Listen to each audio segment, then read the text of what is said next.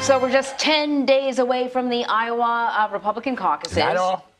What? Because we've said that a million times today. Thank you. Where voters will weigh in on who they believe should be the GOP presidential nominee. Polls show Donald Trump maintaining a more than 30-point lead in the state as candidates make their final appeals to Iowa voters. So for more on all of this, let's bring in Leslie Sanchez and Ashley Etienne. Leslie is a Republican strategist and a CBS News political analyst, and Ashley is a CBS News political contributor and the former communications director for Vice President Kamala Harris and former House Speaker Nancy Pelosi. Always great to see you, ladies.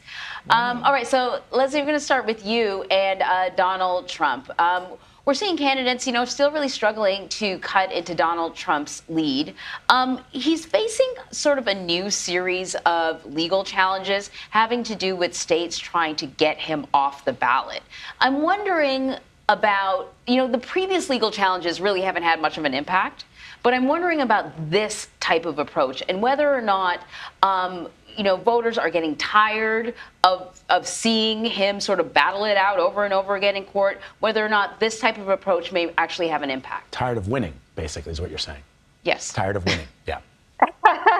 Anne-Marie, that's actually a really interesting point. And it very much speaks to the tone and the mentality of voters where they are a year out, right? If you ask voters right now, they feel that this is just piling on to legal challenges to remove what they see as the front runner from the Republican ticket, whether it's, not being, removed, this Colorado case, for example, taking him off the ballot, and the handful of states that are also trying to follow that precedent. What it has done is allow the former president to raise considerable cash to mobilize his base and to further kind of move the idea that you should, what he is saying is tune out the noise because I am the real threat to the Biden administration. And let's just keep moving toward a general election. And I think that has proved to be a tremendous advantage to him and also a disadvantage to the other candidates in the primary.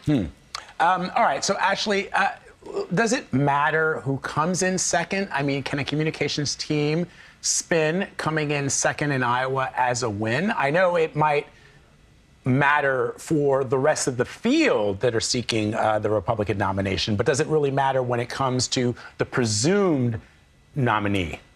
Absolutely, it matters, especially for Nikki Haley and DeSantis. If they perform better than expected, then I think they get some momentum and they get the wind at their back. But then the question coming out of it is if they overperform, I wonder, and we'll see whether or not the Republican Party decides to really push this issue of consolidation. If they would pressure the person who comes in third to get out of the race, to really focus more energy, more attention on beating Donald Trump. I'm hearing from my Republican friends as well as Republican members of Congress that they're feeling incredibly frustrated and anxious right now going into the Iowa caucus, primarily because what they saw last night in terms of the two candidates going after Donald Trump, if the way they put it, or the way I sort of put it, is if it's on a spectrum in terms of attacking him, they're continuing to play footsie with the president rather than going at him head on aggressively. So I think it does actually matter who does well and how well they perform. And then that'll lead to whether or not there's consolidation within the ticket to then focus more attention on attacking Donald Trump to position them to win in New Hampshire. So, Leslie, almost sort of the flip side to Vlad's question, right? Here we have Donald Trump polling, in the lead consistently. If he still wins, say, Iowa and New Hampshire, but it's not by as much as the polls suggested he may win by, is that going to sort of be kind of blood in the water for other candidates? It really is. I mean, I don't think they're going to be talking about, he won within 65 points or 57 points. I mean, a win is a win. I always argue that in this business, I only have to be right 51% of the time to be successful. I think that's where they're going to fall on this. And thinking of states, I mean, the context of it, and I think Ashley raised a really important point. Iowa, tends to be more conservative. We remember Rick Santorum, remember Ted Cruz winning those primaries, but New Hampshire kind of stabilizes. And you'd have to go back to 2000 when they selected John McCain as the last time they were kind of off in terms of selecting who the Republican nominee is going to be. So the momentum that Trump may gain tremendously quickly and kind of the staggering effect is also going to create headwinds for the other Republicans, particularly Nikki Haley, who's, done an impressive job of mounting this campaign, raising significant money.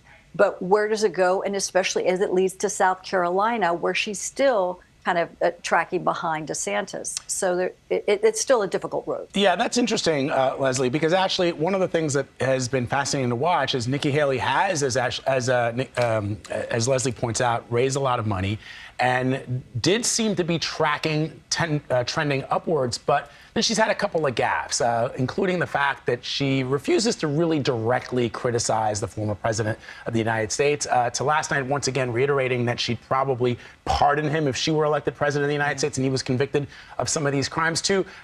In another question that had to do with her gaffe about the cause of the Civil War, suggested yesterday that when she was a kid she had black friends. And I think a lot of people looked at that and said, wow. It's not that, as Chris Christie pointed out, that he believes that Nikki Haley is malicious or racist. It's just that she is trying to walk this line, not alienating the base of Trump supporters that might potentially vote for her. And that is what's causing her to lose some traction in the places where she had some traction.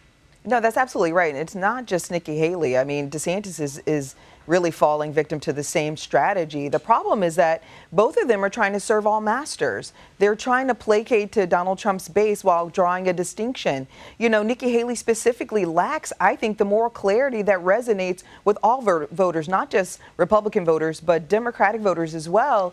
And that is, you can't have it both ways. You can't say that Donald Trump is unfit to be the president because of policy disputes or policy issues that you have with him, but yet on the other hand, that you would not pardon him for the most egregious crimes committed against our country, trying to cheat an election and causing an insurrection. Those two don't add up in the minds of voters. And that, I think, is what you're seeing in both the polling for DeSantis and Nikki Haley. The thing that, I always say about Donald Trump is you love him or hate him, you know exactly where he stands. He came down those escalators and was very clear about his positioning, right? Whether you liked it or not, you knew where he stood. With Nikki Haley and DeSantis, I think there's still these questions outstanding on where they stand.